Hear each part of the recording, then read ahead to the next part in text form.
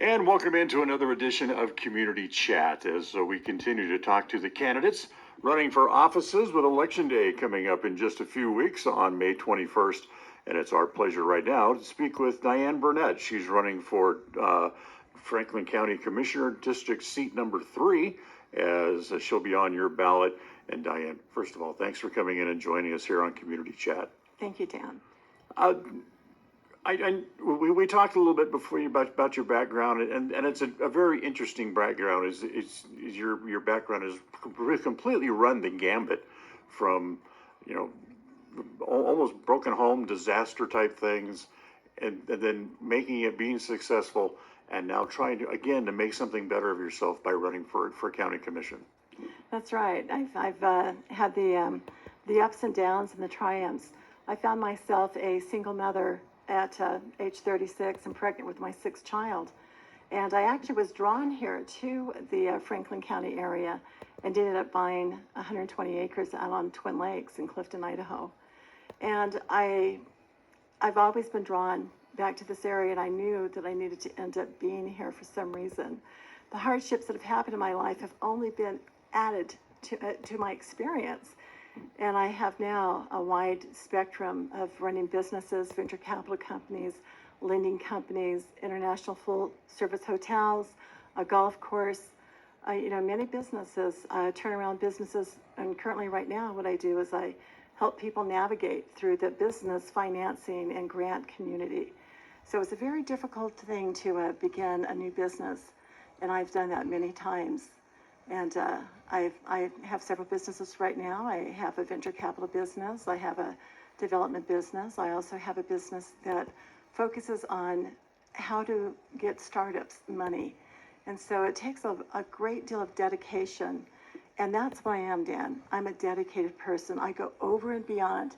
And because of it, my capacity and the capabilities that I have grown. And that's why I'm here, because I know I'm needed at this time and in this place to serve. This is not another notch on my belt. Right. This is a thing, this is a duty, a calling of service, and that's why I'm here. So you sit and you look at the big picture and say, okay, well, here's Franklin County Commission, and here's Franklin County, who's really maybe in your eyes, and I don't want to put words in your mouth, but maybe floundering and certainly not going in the direction they need to. That's right, that's why I'm here.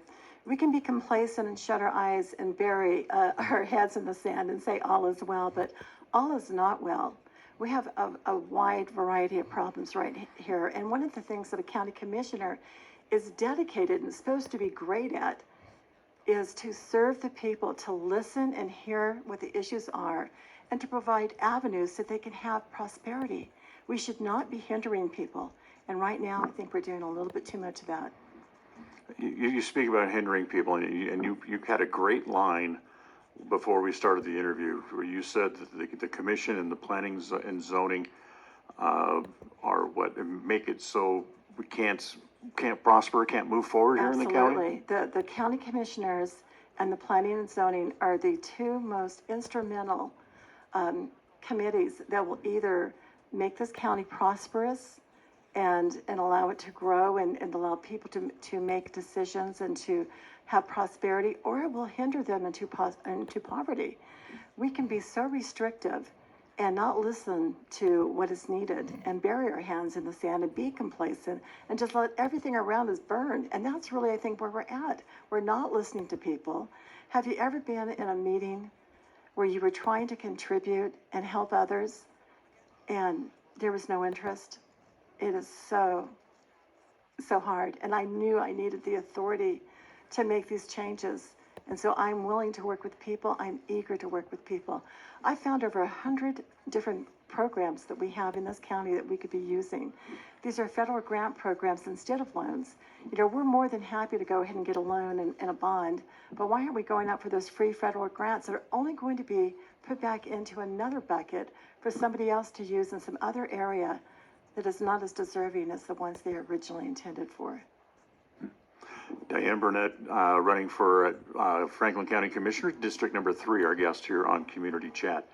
So why don't they listen? Why don't they want to move forward and pursue this money that's out there? I think a part of it is that people have in their mind that if it's a grant, there's some type of taboo strings attached to it. In fact, I've actually had commissioners say this to me, that, we don't want the strings attached. And I said, there's strings attached to everything. There's strings attached to your job, to your freedom, to the loan you just took out. I said, what exactly are the strings that you're adverse to? Tell me what the fear is. We cannot operate fear-based. We need to be business people, look at things fully, open our eyes up, see where we really stand. You cannot improve anything if you don't know the areas that you're short on, that you're not fulfilling, and that you're failing. This area prides itself on being agriculture and rural based. Yes. Is there a mix that is there a line can be drawn? Is there a mix you can come up with to where you can still be successful in business and ag based and still have a prosperous, successful way of life? Absolutely. In fact, ag businesses are exactly that. They are businesses. And a lot of them are failing as well. There's a lot of not only technologies that are available to them that they can't afford, that there are grants for, that they have no knowledge about. We live in a time right now where everyone needs to step up. We need to be able to be knowledge-based. We need to be able to do things better. I don't want to see a failing farmer. I want to see prosperous farmers, and I'm there in their court. We have many businesses that we have to have in order to survive and in order to prosper in this county, and there's room for everything. But we must not be lopsided. We must allow people to have their property rights, and we must be dedicated to understanding that one group does not have preference and control over another group. Why is it they do that? They like their way of life. They don't want to see it change. They don't want to see be prosperous and make money, make people's property values go up. A lot of people are afraid to face issues. They're afraid to lose popularity. I'm not here for a popularity contest. I'm a worker and a doer. And with me, these people understand that I am one of their best resources, and I will be for life, whether I'm in this office or not. The problem is that I will have no authority if I am not voted in as county commissioner. And I need that in order to make the changes that we have. If you look at my website right now, I created a new website. It's called FranklinCountySolutions.com. You can go through all of the different tabs on there, and they'll be updated throughout this whole process. And I'll probably keep it up after the process, win or lose. But you will find actually over 100 grants for farmers, junior entrepreneurs, business owners, people revitalizing infrastructure, water and sewer, all of it. So business, economics, tourism, and we're missing all this. Right now for Franklin County, our biggest tourism night is the light of festivals and a rodeo and the fair. And we are really lacking on so much. I looked at our state tourism. I got to tell you, we're not even in there. Some of the companies I know and the tourist area right here aren't even on the website. So if you're missing out, it's because you don't understand there are websites out there to promote what you have in tourism, and you got to get on it. So we're going to have open forums where people can speak their mind, because I am going to listen. I know what it's like to sit in a meeting and not be listened to. We need to listen. We're going to have public forums, and we're going to have blogs that you can go ahead and voice your concerns. And I even want to have an anonymous page that's presented by the newspaper where people can voice their concerns anonymously without fear of retaliation. And one thing I took away from our little talk before we started rolling on this interview was that in your view, the county is regulating itself to death. And everybody else. That there's so many rules and so many hoops that people have to jump through to do anything. Absolutely. And I'm sure that you would love to see those at least loosened or revamped. Absolutely. We need to have less restriction in our lives, and we do need to have a lot of things revamped as well. But the average family in America only has $300 extra a month, if that. There's so much they can't do because we have feed them to death. We're demanding things that aren't even necessary, and this will all be made public. If you go to the website, you'll be able to see in tabs the things that I want to change because I know they need to be changed. And I want to hear from you. We've got a sign up on there. You can subscribe. You can go in and put your questions in there and talk to me totally anonymously. Okay, so let me ask you this then.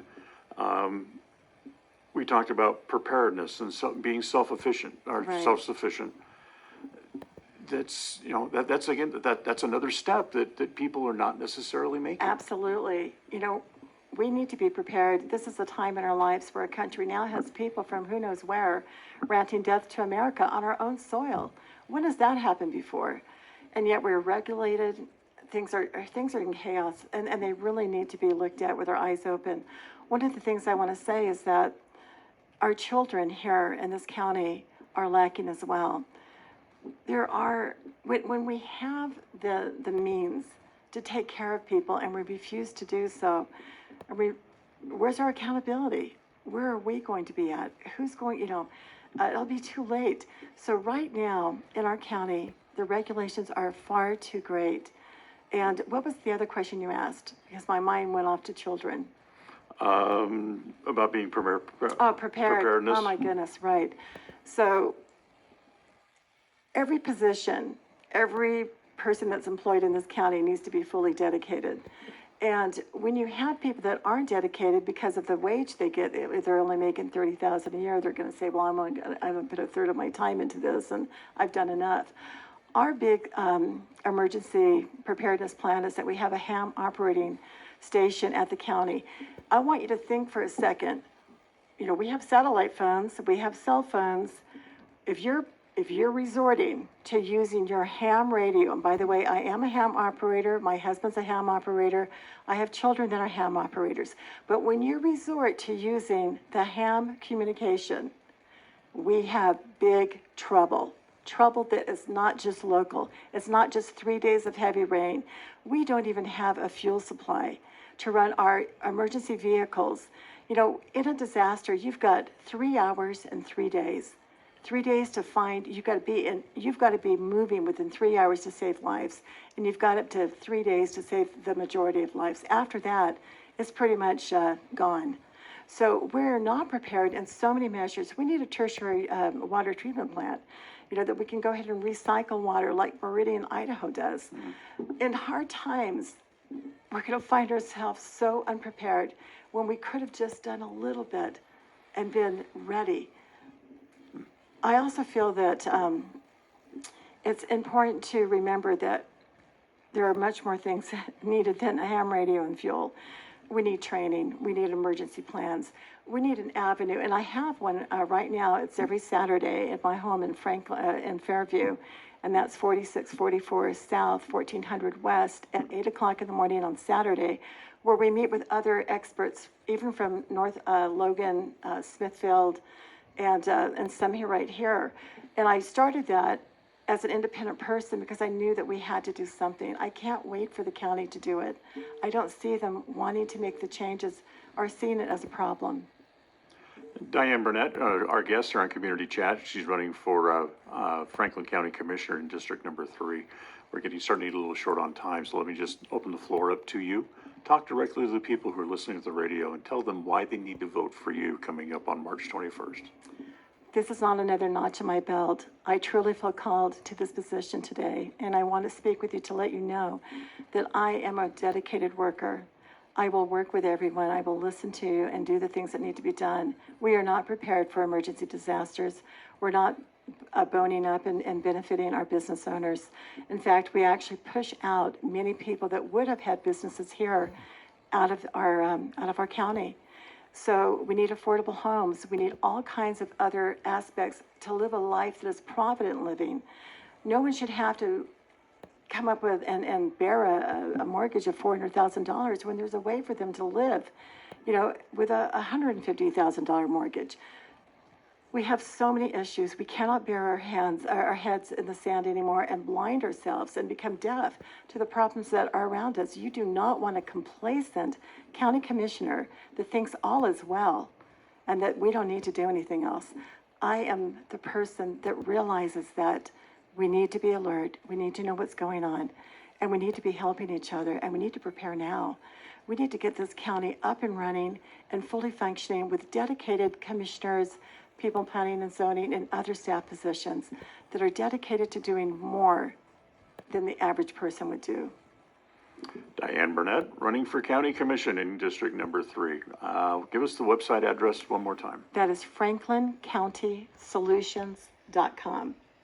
And please check it all the time. I want to get your feedback, and we'll be tapping up more issues as we go along. Thanks so much. Thank you for coming and joining us. Thank you, Dan.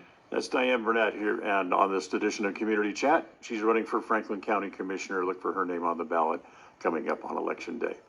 Thanks for joining us today. We'll be back with more visits with people running for office coming up on Election Day, whether it be here within the city or the county, or even some state offices as well. So be listening, because we'll be back with more visits with those individual candidates on another edition of Community Chat. Thanks for listening. This is FM 105.5 and AM 1340 KACH. I'm Dan Hubbard. Thanks again.